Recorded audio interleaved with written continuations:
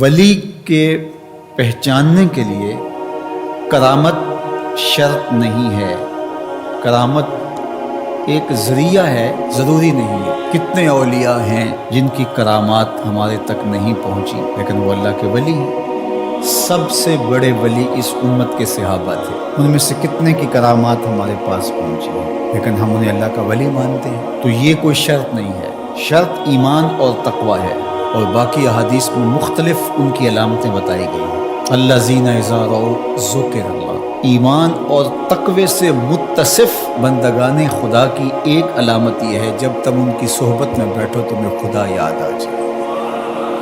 اللہ کی یاد آنے لگے۔ تو کرامت معیار ولایت نہیں ہے اور شرط ولایت بھی نہیں ہے۔ تھوک کے حساب سے مارکیٹ میں بہت سارے لوگوں کی جعلی کرامات موجود ہیں، تو اولیاء کے لیے ہم عقیدت اور محبت کے جذبات رکھتے ہیں تو پھر مارکیٹ میں 2 نمبر بھی اس کا آئے گا۔ اور ہمیں پتہ ہے غذائی اجناس سے لے کر کے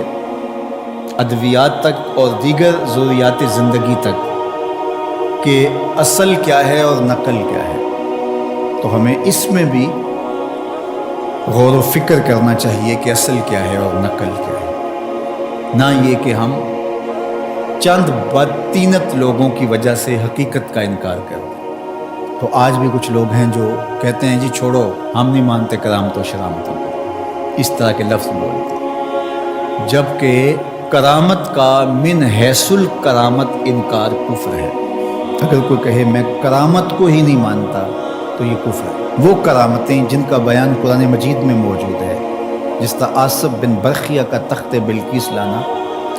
حضرت مریم سلام اللہ علیہا کے حجرے میں بے موسم پھلوں کا آنا، اصحاب کہف کا 300 سے زائد سال کا عرصہ سوئے رہنا کھائے پیے بغیر،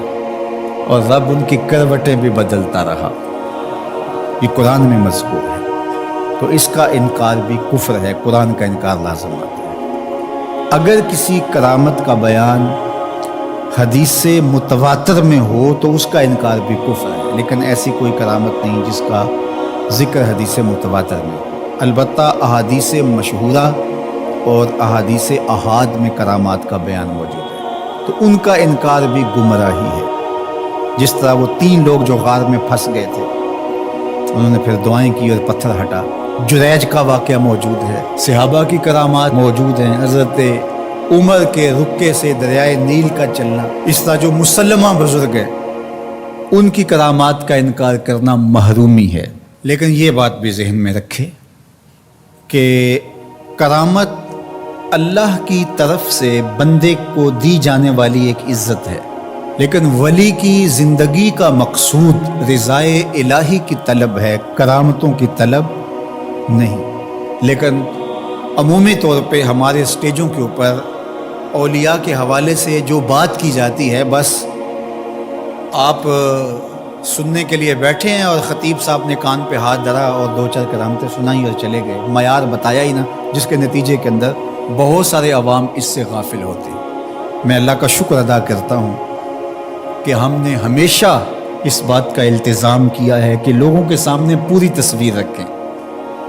کیونکہ مجھے اس بات کا احساس ہے کہ آپ لوگ کتنی محنت کر کے کہاں کہاں سے چل کے آتے ہیں، پورے پاکستان میں بلکہ پوری دنیا میں ہم جہاں گئے ہیں، ہمارے سامنے جو لوگ آ کے بیٹھتے ہیں زیادہ تر طبقہ باشعور لوگوں کا ہوتا ہے، تو پھر ہماری ذمہ داریاں اور زیادہ بڑھ جاتی ہیں کہ ہم جو ہے وہ ان کے سامنے وہ بات کریں جو بات کرنی چاہیے۔ اس منبر سے آپ کو وہ چیز نہیں ملے گی جو عوام کی ڈیمانڈ ہوگی، وہ چیز ملے گی جو عوام کی حقیقی ضرورت ہوگی۔ اس پر میں بھی اللہ کا شکر ادا کرتا ہوں، اس پر آپ کو بھی اللہ کا شکر ادا کرنا چاہیے، اور